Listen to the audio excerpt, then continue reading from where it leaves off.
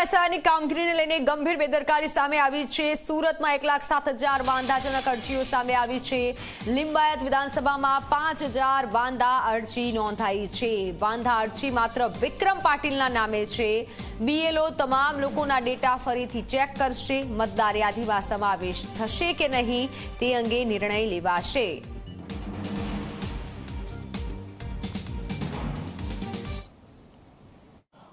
સુરતની 16 વિધાનસભા પૈકી લિંબાયત વિધાનસભા છે એમાં સૌથી વધુ વાંધા અરજીઓ આવી છે 163 લિંબાયતમાં।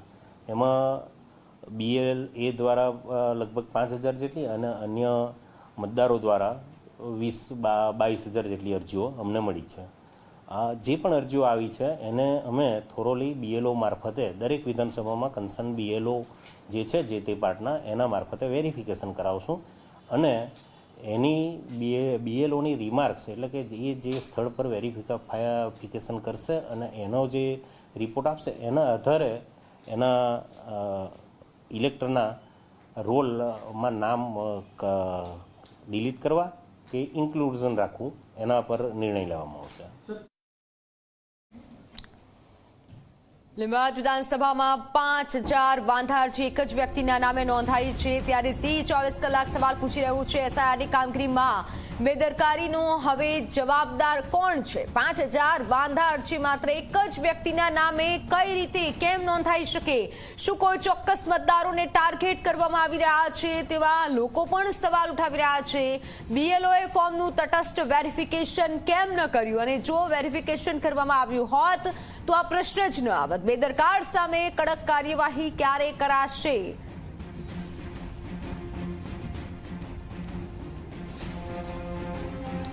ત્યારે સુરતથી સંવાદદાતા ચેતન પટેલ જોડાઈ ચૂક્યા છે। ચેતન પાસેથી તમામ વિગતો જાણીએ। ચેતન, એક જ વ્યક્તિના નામે જે 5,000 વાંધા અરજી આવી છે, કોણ છે એ વ્યક્તિ અને મોટી બેદરકારી સામે આવી છે, હવે જવાબદાર કોણ તે પણ એક મોટો સવાલ ઉઠી રહ્યો છે।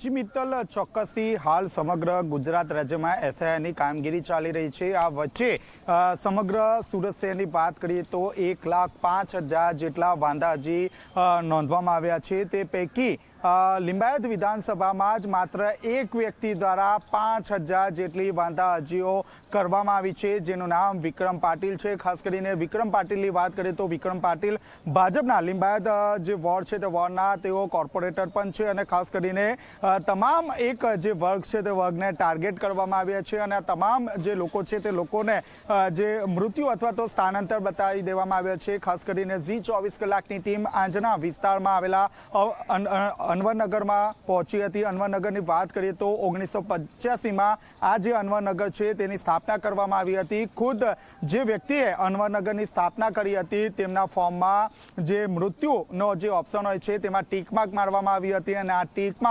વિક્રમ પાટીલ નામના જે BLA છે તે BLA 1 દ્વારા આ જે ટીક માર્ક છે તે મારવામાં આવી હતી। ખાસ કરીને 225થી વધુ જે લોકો છે તે લોકોના જે ફોર્મ જ્યારે ચકાસણી હાથ ધરવામાં આવી ત્યારે આ તમામ લોકોમાં અથવા કેટલાક લોકો મૃત્યુ અથવા તો કેટલાક લોકોનું સ્થાનાંતર બતાવીને તેમના જે ફોર્મ છે તે ફોર્મ રિજેક્ટ કરી દેવામાં આવ્યા હતા। હાલમાં ઝી 24 કલાકની જે ટીમ છે તે ટીમ ડેપ્યુટી કલેક્ટર પાસે પહોંચી હતી। તેમના દ્વારા સમગ્ર જે ઘટના છે તે ઘટના જાણી હતી અને હાલમાં તેમના દ્વારા પણ એ વાતનું આશ્વાસન આપવામાં આવ્યું છે કે હાલમાં જે કામગીરી થઈ રહી છે તે કામગીરી ફરીથી BLO દ્વારા કરવામાં આવશે। તમામ જે લોકો છે તે લોકોના જે પુરાવા છે તે પુરાવાની ચકાસણી હાથ ધરવામાં આવશે। BLO જે છે તે તેમનો ઓથેન્ટિક જે અધિકારી છે તે અધિકારી છે તેમના દ્વારા જે ફોર્મની ચકાસણી હાથ ધરવામાં આવશે, યોગ્ય આવશે તો તમામ જે લોકો છે તેમને મતદાર યાદીમાં સમાવેશ કરવામાં આવશે।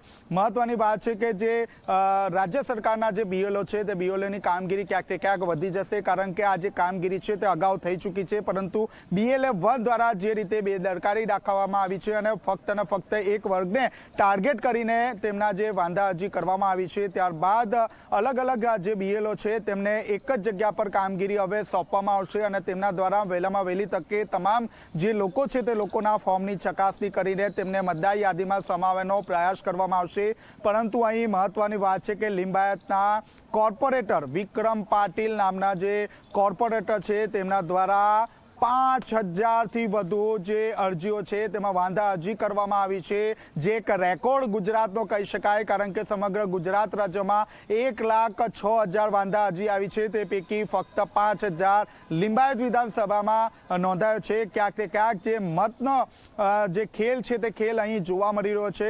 એક વર્ગને જે અહીં ટાર્ગેટ કરવામાં આવ્યો છે. સમગ્ર જે ઘટના છે ખૂબ જ ગંભીરતાથી લેવામાં આવી છે અને સોમવારે જે બીએલઓ છે તે બીએલઓને ત્યાં મોકલવામાં આવશે અને તમામ જે લોકો છે તેમના પુરાવા પણ એકત્ર કરવામાં આવશે. જી બિલકુલ બિલકુલ ચેતન, આભાર માહિતી બદલ. તો તમામ પુરાવા એકત્ર કરવામાં આવશે અને મોટી અને ગંભીર બેદરકારી છે તેને લઈને પણ તપાસ હાથ ધરવામાં આવશે. 1,07,000 વાંધા અરજીઓ હાલ સામે આવી છે.